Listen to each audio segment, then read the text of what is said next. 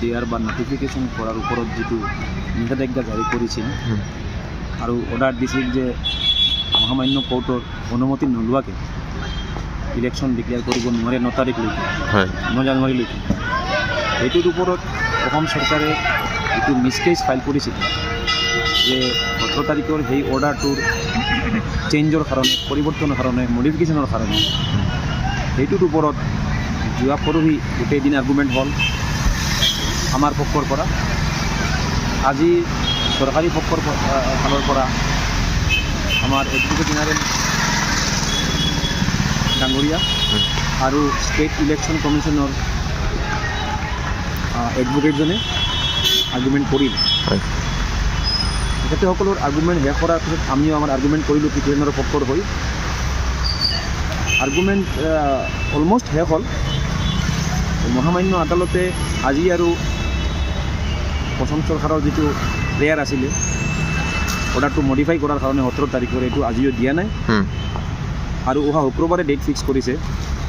খুব সম্ভৱ শুক্ৰবাৰে এটা ফাইনেল অৰ্ডাৰ ওলাব। মেইন কেছটো নহয় অকল ইলেকশ্যন ডিক্লেয়াৰ দিব না নাই, দিলে কেনেকুৱা দিব, এইটোৰ ওপৰতে অকল অহা শুক্ৰবাৰে এটা অৰ্ডাৰ হোৱাৰ মেক্সিমাম সম্ভাৱনা আছে। পাৰিবও পাৰে যদি কোৰ্টে দিয়ে। দিয়াৰ বা নটিফিকেশ্যন কৰাৰ ওপৰত যিটো নিষেধাজ্ঞা জাৰি কৰিছিল আৰু অৰ্ডাৰ দিছিল যে মহামান্য কোৰ্টৰ অনুমতি নোলোৱাকৈ ইলেকশ্যন ডিক্লেয়াৰ কৰিব নোৱাৰে 9 তাৰিখলৈকে 9 জানুৱাৰীলৈকে। সেইটোৰ ওপৰত অসম চৰকাৰে এইটো মিছকেছ ফাইল কৰিছিল যে 18 তাৰিখৰ সেই অৰ্ডাৰটোৰ চেঞ্জৰ কাৰণে, পৰিৱৰ্তনৰ কাৰণে, মডিফিকেশ্যনৰ কাৰণে। সেইটোৰ ওপৰত যোৱা পৰহি গোটেই দিন আৰ্গুমেণ্ট হ'ল আমাৰ পক্ষৰ পৰা। আজি চৰকাৰী পক্ষৰ ফালৰ পৰা আমাৰ এডভোকেট জেনেৰেল ডাঙৰীয়া আৰু ষ্টেট ইলেকশ্যন কমিশ্যনৰ এডভোকেটজনে আৰ্গুমেণ্ট কৰিল। তেখেতসকলৰ আৰ্গুমেণ্ট শেষ কৰাৰ পিছত আমিও আমাৰ আৰ্গুমেণ্ট কৰিলোঁ পিটিশ্যনৰ পক্ষৰ হৈ। আৰ্গুমেণ্ট অলমষ্ট শেষ হ'ল। মহামান্য আদালতে আজি আৰু অসম চৰকাৰৰ যিটো প্ৰেয়াৰ আছিলে অৰ্ডাৰটো মডিফাই কৰাৰ কাৰণে 17 তাৰিখৰ, এইটো আজিও দিয়া নাই আৰু অহা শুক্ৰবাৰে ডেট ফিক্স কৰিছে। খুব সম্ভৱ শুক্ৰবাৰে এটা ফাইনেল অৰ্ডাৰ ওলাব। মেইন কেছটো নহয় অকল ইলেকশ্যন ডিক্লেয়াৰ দিব না নাই, দিলে কেনেকুৱা দিব, এইটোৰ ওপৰতে অকল অহা শুক্ৰবাৰে এটা অৰ্ডাৰ হোৱাৰ মেক্সিমাম সম্ভাৱনা আছে। পাৰিবও পাৰে যদি কোৰ্টে দিয়ে। দিয়াৰ বা নটিফিকেশ্যন কৰাৰ ওপৰত যিটো নিষেধাজ্ঞা জাৰি কৰিছিল আৰু অৰ্ডাৰ দিছিল যে মহামান্য কোৰ্টৰ অনুমতি নোলোৱাকৈ ইলেকশ্যন ডিক্লেয়াৰ কৰিব নোৱাৰে 9 তাৰিখলৈকে 9 জানুৱাৰীলৈকে।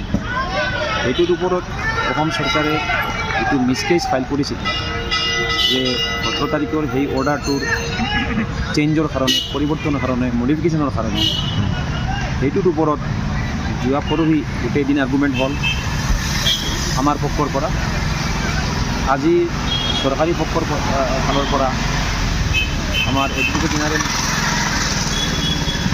ডাঙৰীয়া আৰু ষ্টেট ইলেকশ্যন কমিশ্যনৰ এডভোকেটজনে আৰ্গুমেণ্ট কৰিল। তেখেতসকলৰ আৰ্গুমেণ্ট শেষ কৰাৰ পিছত আমিও আমাৰ আৰ্গুমেণ্ট কৰিলোঁ পিটিশ্যনৰ পক্ষৰ হৈ। আৰ্গুমেণ্ট অলমষ্ট শেষ হ'ল।